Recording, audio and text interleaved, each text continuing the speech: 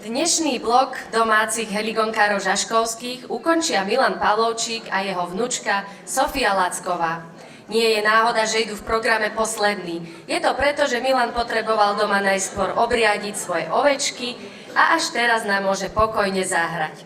Veď len jednu ovcu mal a 9 psov choval a ešte žinčicu za košiar vylieval.